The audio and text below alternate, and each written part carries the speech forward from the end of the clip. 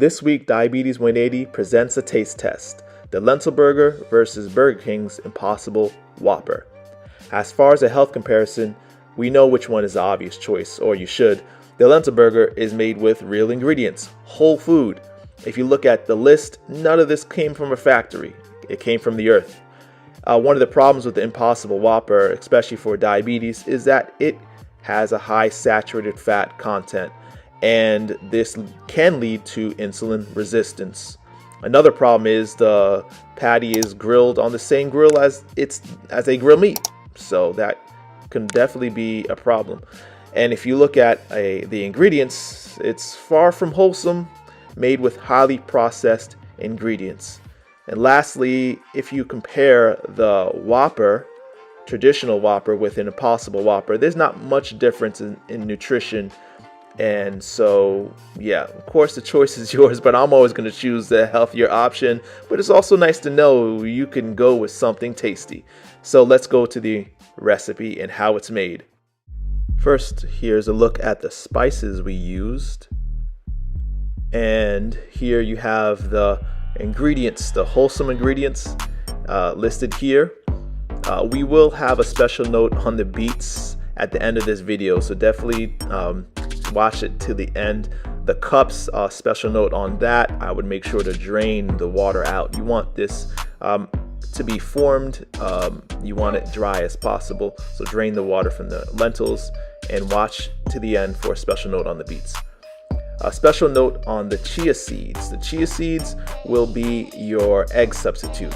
So you want to use 2 tablespoons of seeds and add about 5 tablespoons of water, stir it, and let it rest for about 5 minutes.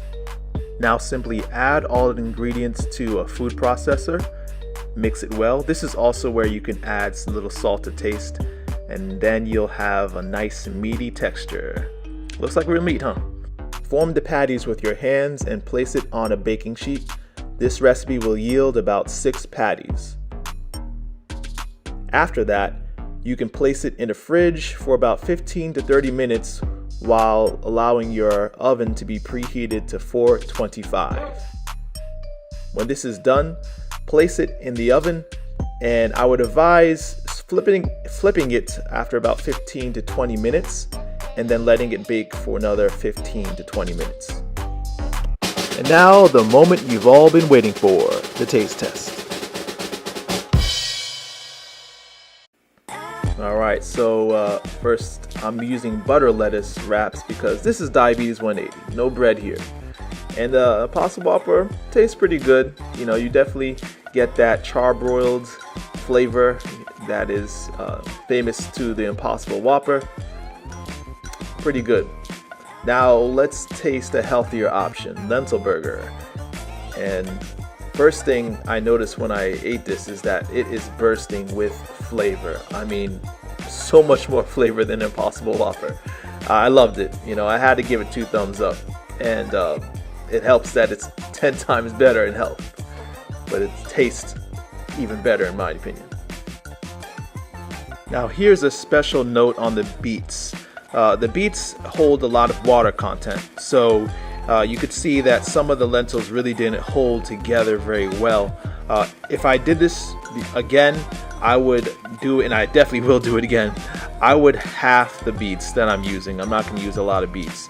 Now, my wife did mention that another idea would be to strain the water from the beets. I'll post a link in the comment section on how to do that. If you'd like access to over 250 whole food, no oil, plant-based recipes that are known to reverse diabetes, visit the description section, and there's a link that you can have them all for free. Also, let me know in the comment section, what do you want me to compare next, this versus that for health?